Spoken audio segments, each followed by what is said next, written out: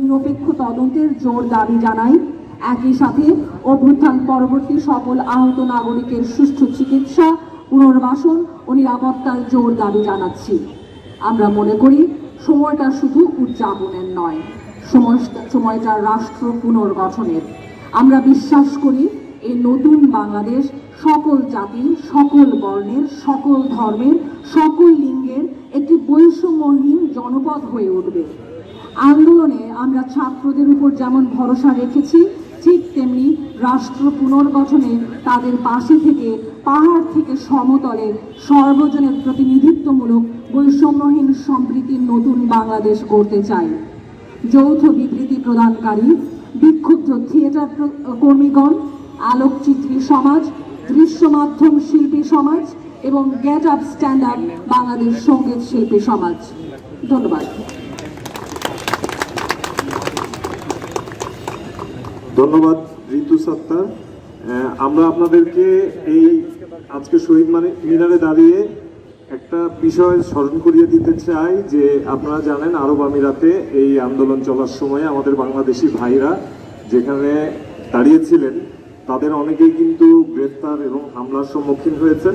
তারা কিন্তু এখনো মুক্তি পাননি। আপনাদের গণমাধ্যম কর্মীদের বলবো এবং সংস্কৃতি কর্মীদের বলবো তাদের বিষয়ে সোচ্চার দাবি উঠাতে এবং তারা যেন মুক্তি পায়। সবাইকে অনেক ধন্যবাদ। ধন্যবাদ রুমাপা। তো আমরা যে বলি মত প্রকাশের স্বাধীনতা, আমরা এখান থেকে এটাও বলতে চাই যে দ্বিমত প্রকাশের স্বাধীনতা এইটা থাকতে হবে। হ্যাঁ, এই যে মত প্রকাশ মানে কিন্তু একমত হওয়া, দ্বিমত, হ্যাঁ দ্বিমতটাকে আমাদের গ্রহণ করতে হবে। এই শিল্পী সংগঠক যারা তারাই কিন্তু এই শিল্পী, সাহিত্যিক, সাংবাদিক মিলেই কিন্তু দ্বিমতের পরিষদ তৈরি করে। তো তাদের জন্য নিরাপদ কাজের পরিসর নিশ্চিত করতে হবে। ধন্যবাদ প্রভু রিপন। এখন হচ্ছে আমাদের মাঝে কথা বলবেন দৃশ্য মাধ্যম শিল্পী সমাজের পক্ষ থেকে পোশাক শিল্পী ইদিলা ফরিদ তুরিন। ধন্যবাদ। আমি আগে আমার পেশাটা একটু পরিষ্কার করে নিই। আমি একজন পোশাক পরিকল্পক। সো সবাইকে শুভজুতেই শুভেচ্ছা, কারণ আমরা একজন স্বৈরাচার সরকারের পতন ঘটিয়েছি। সবাইকে বিপ্লবী শুভেচ্ছা। আমি আশা করি যে এই পতনের মাধ্যমে আমরা হয়তো আমাদের বাক শক্তি ফিরে পাবো, যেটা আমরা এত বছর পাইনি। সো আমি এখন সরাসরি চলে যাচ্ছি আমাদের দাবিগুলোতে, যা আমি উপস্থাপন করছি দৃশ্য মাধ্যম শিল্পী সমাজের পক্ষ থেকে।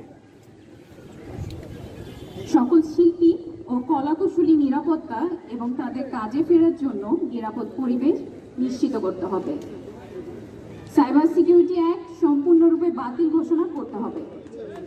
সম্পূর্ণ স্বাধীন ফিল্ম কমিশন গঠন করতে হবে। সকল রকমের চলচ্চিত্রকে সেন্সর মুক্ত করতে হবে।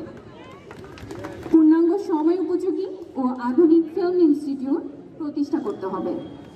সমস্ত সিনেমা হল মেরামত করে প্রদর্শন উপযোগী করা এবং সকল সিনেমা হলের নিরাপত্তা নিশ্চিত করতে হবে। ধন্যবাদ সবাইকে। ধন্যবাদ ইদিলা ফরিদ তুরিন। আমাদের মাঝে এখন কথা বলবেন শিক্ষক নেটওয়ার্ক থেকে মোহাম্মদ আজম স্যার। অধ্যাপক মোহাম্মদ আজমকে এখানে এসে তার বক্তব্য দেওয়ার জন্য অনুরোধ করছি। অধ্যাপক মোহাম্মদ আজম, শিক্ষক নেটওয়ার্কের পক্ষ থেকে। বিমাপা, ধন্যবাদ।